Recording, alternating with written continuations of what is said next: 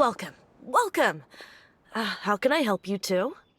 Hi there. We would like to ask you a question. Do students from the academia ever come to Port Ormos? Of course. Especially around this time of year. Students from Sumeru City that are about to graduate often come to Port Ormos to cut loose a little. Many people often talk about how hard it is to get accepted into the academia, let alone graduate. But those who finish their studies and go on to become full-time researchers at the academia have it even harder. Sure, we may not be Sumeru City, but Port Ormos offers beautiful scenery and a stress-free environment. Some even say it's good luck to come to Port Ormos, so students and researchers come flocking here when things get to be too much at the academia. You see over there? Those are students from the academia. They've been looking worried and miserable ever since they got here a few days ago. If you ask me, the life of a merchant is better. So long as the Akasha teaches us what we need, then life is good. Those students seem to be discussing something. Let's see if we can listen in.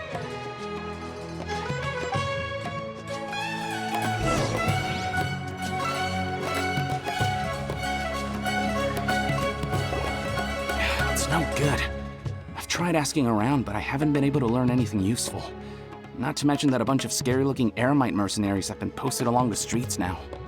There's been a lot of fighting between the different Eremite factions in Port Ormos. If we choose to move on our own, then it would be wise to steer clear of them. Especially the group that's constantly shouting some stuff about the Scarlet King and some resurrection. I've even heard that the Citadel of Regzar is starting to get fed up with them. What was that group called again? Ein something or other? They're called Ein el Akhmar. Today, I heard that the thing we're after might be in their possession at the moment. Wait, come again? Don't you see? Many of the Eremites in Port Ormos deal with trading this kind of thing. They're usually pretty wary of outsiders, but not so with students of the academia. It's because the kind of goods that students are looking for aren't the kind of goods that Eremites are after. As long as they know you're a student, then deals can be made. I've heard that Ein al-Hakmar likes to set up shop at the Jafar Tavern. Supposedly, if you're willing to part with 500,000 mora, they'll give you info on anything. Wait, did you say 500,000? If information alone costs that much, then how could we ever afford to buy what we're looking for? I guess we might as well give up on trying to graduate this way. I wouldn't worry too much. Our field of research is very niche. Who else could possibly be after that kind of shady knowledge? I bet it's practically worthless to anyone aside from us.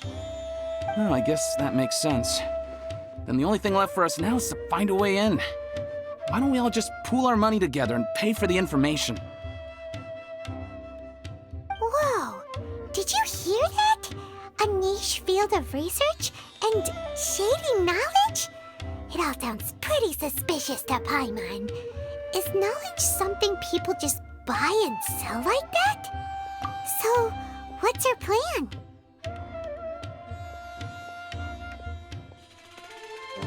Wait, didn't you hear what they just said? Buying information is going to cost us 500,000 mora! Have you lost your mind? Oh, all right. Paimon never thought she'd agree to parting with that kind of mora. But if you know what you're doing, then we should give it a shot. Out of all my commissions,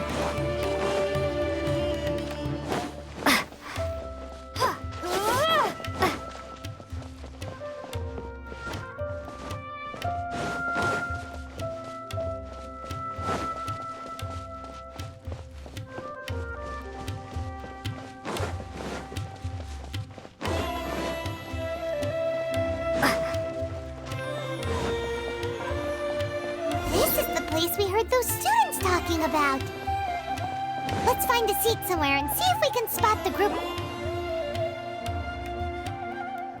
Oh, you've arrived. Please, take a seat. So, they think that they can go toe-to-toe with the boss? Ha! Once we reclaim the power of the Scarlet King, they'll be the first that the boss punishes. They're nothing to be afraid of. Our main rival now is the Caracal Battalion.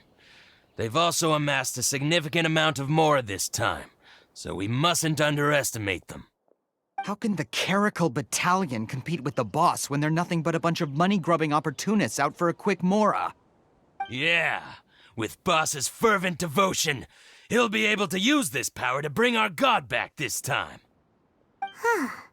All these guys talk about is the Scarlet King, so they're probably the ones we're looking for. Greater Lord Ruka Devata. That traitor and her followers must not be spared.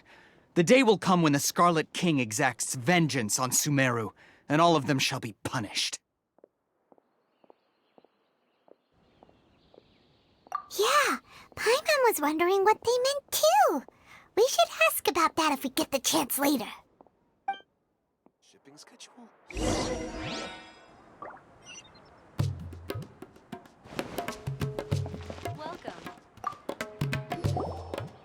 Huh? Who are you? What do you want? A traveler? Now's probably not the time to talk about that. Didn't the students say Eremites are wary of outsiders? A student? What's a student from Sumeru City doing in Port Ormos? Ah, well, if it's info you want, you've come to the right place. The question is, can you afford it? Paimon can't stand to see so much more go. But there's no other choice right now. Here, this is the merchant's address. Whatever you're looking for, you'll find it there. Well, what are you waiting for? Oh, that's right. We heard you mention the Scarlet King just now. We're actually interested to know more because we're, archaeology students. Fine. Since you've already handed over the Mora, I guess I can throw in a little extra info. As you can see, members of Ain al-Ahmar are devout believers of the Scarlet King. Years ago, the Scarlet King founded the great desert nation that was our homeland. It was an advanced civilization, far beyond anything you'll see in present-day Sumeru. The Scarlet King was the rightful god of wisdom, but he was betrayed by a companion he trusted. She even stripped him of his title, God of Wisdom. So, you mean the traitor was... Greater Lord Ruka Devata, yes. That shameless wretch destroyed the Scarlet King's civilization, and our ancestors were forced to flee to this land where we were made to suffer the tyranny of our enemies. Furthermore, she conspired with the Academia to cover up the truth of her actions, and create the merciful and benevolent facade for which she is now known. Ugh, just thinking about it sickens me. But the story doesn't end there, oh no. The Scarlet King isn't truly dead. The voice of the Oracle has been heard in the desert, prophesying his resurrection. Mark my words, our god shall return. And when that day comes, all followers of the traitor and all the desert dwellers who have forgotten their true god will suffer retribution together. If what I'm saying makes you shiver with fear, it might not be too late for you to become a believer of the Scarlet King.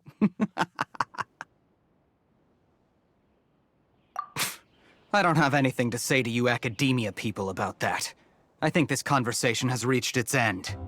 Not just yet. This man is a fraud. Huh? You again? Deranged Academia lunatic. Yes, it's me again.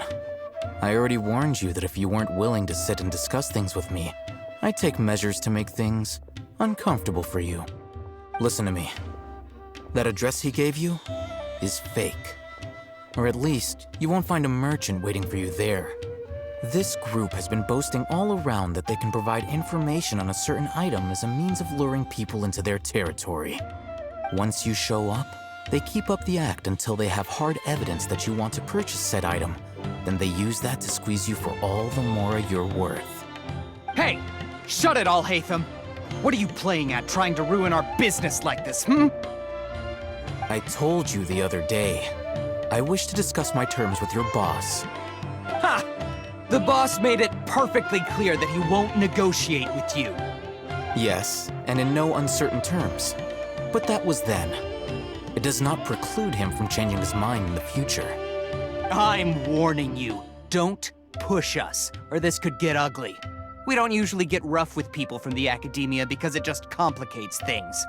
For a lunatic like you, though, we might just have to make an exception. If you're suggesting that we escalate this from a verbal exchange to a physical one, I accept. After all, even the Archons used war to negotiate the ownership of Teyvat. If, on the other hand, we can't agree on any means of negotiation at all, then I'm afraid my next course of action will sting a little more than the mere falling through of a few business deals. I will jeopardize the Eremite's reputation, which I know you value above all else. I am quite confident that if I began to take such action, your boss would willingly approach me himself. However, I fear that by then, some things will have happened that cannot be undone. Also, a word of advice. I suggest you tell your boss exactly what happened here today. Otherwise, he might blame you for not telling him in the future. What did you say? Consider this. Have I ever failed to follow through on my word in the past? This guy is really out of his mind. Okay then. If you really have a death wish, let's meet a week from today. The pier in front of the Pharos Lighthouse, 4 o'clock in the afternoon, sharp. Don't expect us to hold back. Not so fast. First, you return the 500,000 mora to them.